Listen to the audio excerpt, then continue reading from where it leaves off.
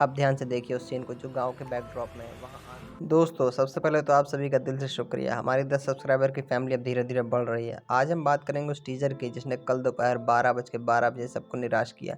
लेकिन सच कहूँ तो उस निराशा के पीछे एक बहुत बड़ा खजाना छिपा था। ज़्यादातर लोगों ने इसे पुराना फुटेज कहकर छोड़ दिया, लेकिन मैंने इसे 0.25x की स्पीड पर कई घंटों तक फ्रेम दर फ्रेम खंगाला है। आगे बढ़ने से पहले एक बहुत ज़रूरी बात, मैंने अभी तक पूरी फ़िल्म नहीं देखी है और ना ही किसी और ने देखी है। टीज़र में जो कुछ भी दिखाया है ये सब मेरी असम्पशन है, मेरे अंदाज़े और थ्योरीज़ हैं। ये मेरी अपनी रिसर्च है कि कहानी किस दिशा में जा सकती, तो इसे एक फैन थ्योरी की तरह ही देखें। असली कहानी फिल्म देखने के बाद ही साफ होगी। टीजर के कुछ धुंधले फ्रेम हमें पहले पार्ट की याद दिलाते हैं। हमजा के माता पिता, याद है हमजा कब उतरता? टीजर में हमें कुछ सेकंड के लिए वो मंजर दिखता है जहाँ उसके माता पिता को टॉर्चर किया जा रहा है और फिर मार दिया जाता है, लेकिन इस बार कैमरा हमजा पर रुकता है, एक यंगर हमजा पर। ये वो पल है जहाँ एक मासूम बच्चा खत्म हो जाता है और एक कातिल का जन्म होता है। अब ध्यान से देखिए उस सीन को जो गांव के बैकड्रॉप में है। वहाँ आग लगी है, चीख पुकार है। हमजा के हाथ में कोई बंदूक नहीं बल्कि एक कुल्हाड़ी है। धीमी स्पीड पर साफ दिखता है कि वो गुस्से में पागल होकर घरों में आग लगा रहा है। मेरा अंदाजा है कि ये वही गाँव है जहाँ उसके माता पिता के कातिल छिपे थे। उसने कानून का इंतजार नहीं किया, उसने खुद को इंसाफ का हथियार बना लिया। वहाँ खून के छींटे और जलते हुए घर बताते हैं कि उस दिन हमजा ने किसी को नहीं बख्शा होगा।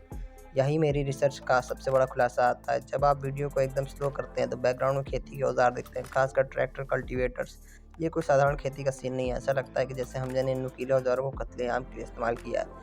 कल्पना कीजिए वो गुस्सा कितना भयानक रहा होगा। उसने ट्रैक्टर के हल को इंसानों पर चला दिया। ये सीन रोंगटे खड़े कर देने वाले हैं और हमजा की ब्रुटैलिटी को एक अलग लेवल पर ले जाते हैं। टीजर के एक छोटे से हिस्से में अगर आपने गौर करेंगे तो ज़मीन पर एक कटा हुआ हाथ दिखाई देता है। यह इस बात का सबूत है कि हमजा ने सिर्फ हत्या नहीं की, उसने तबाही मचाई। इसी जघन्य अपराध की वजह से उसे उम्र कैद हुई, उसी एक ऐसी जेल में रखा गया जहाँ से बाहर निकलना नामुमकिन है, क्योंकि वो समाज के लिए एक खतरा बन चुका था। अब सवाल उठता है, इतने खतरनाक क्रिमिनल को मिशन पर क्यों ले जाया जा रहा है? यहीं आता है अजय सान्याल का मास्टरमाइंड दिमाग।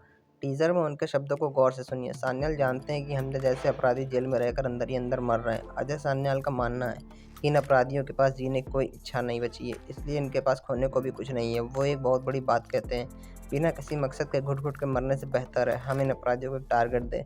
सान्याल उन्हें देश के लिए एक आत्मघाती मिशन पर भेज रहे हैं। वो उन्हें आज़ादी नहीं दे रहे, वो उन्हें एक सम्मानजनक मौत या एक लक्ष्य दे रहे हैं। हमजा को एक स्पाई के तौर पर मिशन धुरंधर में इसलिए शामिल किया गया क्योंकि वो मौत से नहीं डरता, वो पहले ही सब कुछ खो चुका है। तो ये थी मेरी डिटेल थ्योरी हमजा के पास्ट और अजय सान्याल के खतरनाक मिशन को लेकर। क्या हमजा अपनी कुल्हाड़ी अब देश के दुश्मनों पर चलाएगा? क्या वो सान्याल का भरोसा जीत पाएगा?